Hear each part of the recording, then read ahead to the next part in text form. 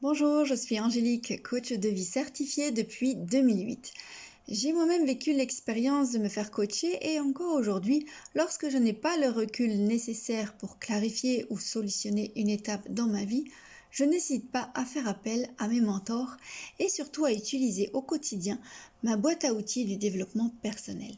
C'est ce que j'ai eu envie de partager sur cette chaîne pour une vie épanouie. Dans le podcast précédent, nous avions parlé des 5 drivers. Nous en avions fait une définition. À partir de ce podcast, nous allons faire un podcast pour chaque driver pour définir chacun de ceux-ci. Aujourd'hui, c'est le fait plaisir. Alors, tu as certainement entendu dans ton enfance des phrases telles que fais plaisir à maman, tu me fais de la peine en n'obéissant pas, ne sois pas égoïste, tu es égoïste. Le message que tu auras perçu durant l'enfance, c'est sois gentil. La croyance, c'est que tu as besoin de faire plaisir aux autres pour être aimé. Que pour toi, c'est important d'être gentil avec tout le monde, mais surtout que ça part d'une peur, de la peur d'être rejeté.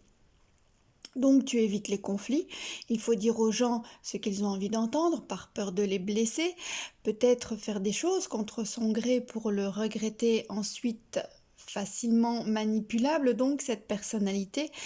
Il aime rendre des services et aider les autres avant de penser en soi. Alors son piège, c'est justement le manque d'authenticité et d'être disponible à tout moment pour tout le monde. Le driver fait plaisir risque fort de se laisser déborder par les demandes des autres en s'oubliant.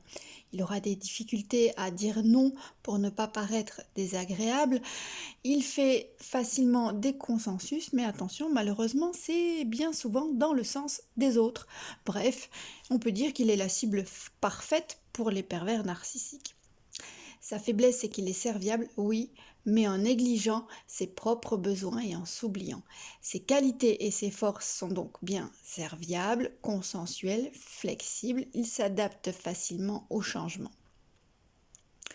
Alors voyons maintenant comment tu peux diminuer ton taux de stress en te donnant des antidotes. Tu sais, c'est un peu comme un post-it que tu peux mettre sur ton frigo et qui te rappelle ce que tu dois faire pour t'aider à diminuer ton stress.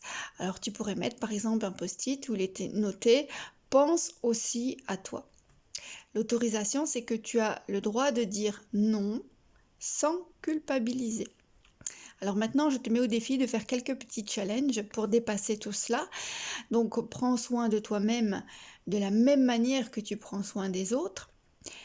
Pour cela, fais chaque jour quelque chose d'important pour toi.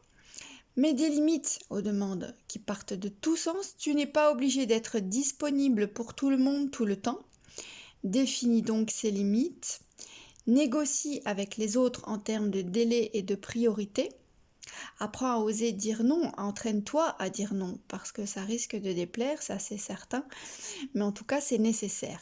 Pense à faire ces exos dans ton cahier de développement personnel pour noter tes progressions et tes résultats. Fais chaque jour des petits pas pour t'aider à évoluer et à te développer. Alors bien entendu, si tu vis trop de contraintes dans ta vie, tu peux te faire guider par un coach de vie, tu gagneras beaucoup de temps.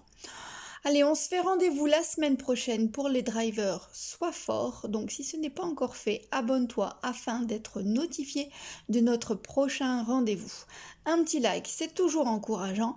Partage cette ressource ou tag quelqu'un qui a le driver fait plaisir. À bientôt et coach mon vôtre.